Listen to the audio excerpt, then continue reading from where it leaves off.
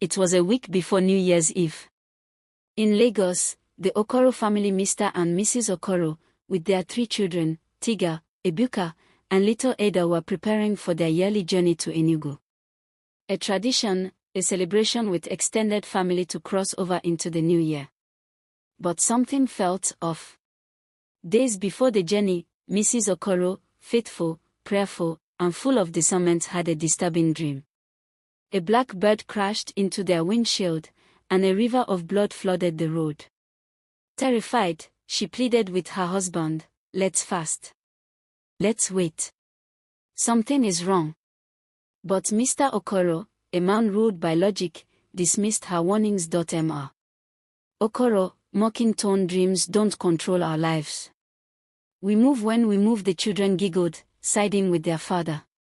Meanwhile, far away in their village Obina, Mr. Okoro's cousin, burned with envy. Jealous of Mr. Okoro's success. Jealous of his thriving business, jealous of his beautiful family. He walked deep into a forbidden forest, to a dark shrine, and made a deadly request. "Let tragedy visit him before the new year, so I may take my rightful place." Back in Lagos, strange signs began to surface. Tiga fell ill, no diagnosis, no cure. The family car suddenly refused to start. And one night, a neighborhood pastor appeared to Mrs. Okoro in a dream. "Cover your family in prayer, cancel the journey in the spirit." So she did. She fasted. She prayed, she anointed every room with oil. But still, Mr. Okoro called it village nonsense. When their car failed completely, they boarded a commercial bus. At the park, Mrs. Okoro prayed again, aloud. People stared. Some mocked, but she knew danger still lurked. Midway into the journey, the driver screamed, the steering wheel was stuck. The bus hurtled toward a sharp bend known for deadly crashes, and then tire burst. Screams. Metal twisting. A bus crashing into trees. Silence, then smoke. Then cries from the wounded. Rescue teams arrived, some survived. Some did not. Mrs. Okoro and her children, alive, minor injuries. Mr. Okoro crushed under metal. Alive, but partially paralyzed. At the hospital, a pastor visited. He looked Mr. Okoro in the eye and said, "Your wife's prayers preserved your family. Her faith battled forces you could not see." Mr. Okoro wept, held his wife's hand, and whispered, "Emma Okoro, broken, heartfelt, forgive me. I now believe." That same night in the village, Obina was found dead. His body twisted in fear. Right beside the very shrine he visited. 1 year later, Mr. Okoro stood beside his wife in church. Fully committed, fully transformed. He testified with tears that prayer is not weakness, it is power. And from that day on, he never missed morning prayer again. This is why you must pray before you travel. The story begins a week before New Year's Eve.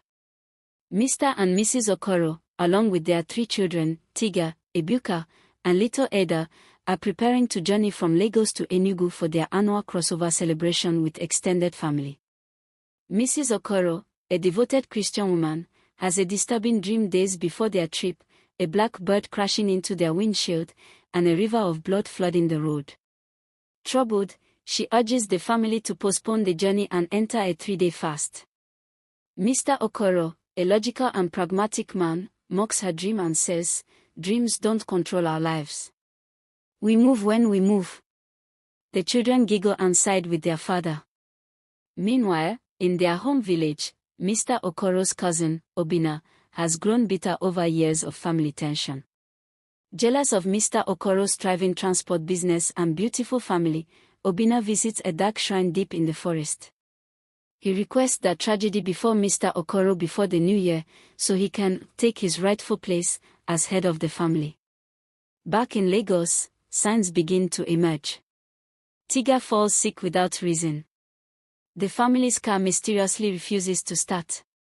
A neighborhood pastor comes in a dream to Mrs. Okoro, warning her to cover her family in prayer and cancel the journey in the spirit. She prays, fasts, and anoints every room of the house. Mr. Okoro grows irritated, calling her behavior a village nonsense. The family eventually boards a commercial bus, after their own car remains unrepaired. Mrs. Okoro prays again at the park, attracting stares and mockery from other passengers. Halfway through the journey, the bus swerves uncontrollably. The driver screams, the steering wheel is stuck. Just as the vehicle approaches a sharp bend known for deadly crashes, a tire bursts, and the bus flips into the forest. Everyone screams. When the dust settles, rescue teams arrive. Many are injured. A few die. Miraculously, Mrs. Okoro and her children survive with minor injuries. Mr. Okoro is found unconscious, pinned beneath twisted metal. He survives, but with partial paralysis. At the hospital, a pastor visits the family and tells Mr. Okoro, "Your wife's prayers preserved your family. Her faith battled forces you could not see." In tears, Mr. Okoro holds her hand and whispers, "Forgive me. I now believe." Obinna, meanwhile, dies mysteriously in the village, his body found near the same shrine he visited. The story ends with Mr. Okoro fully embracing faith, testifying in church the next year with his wife beside him. He never misses morning prayers again.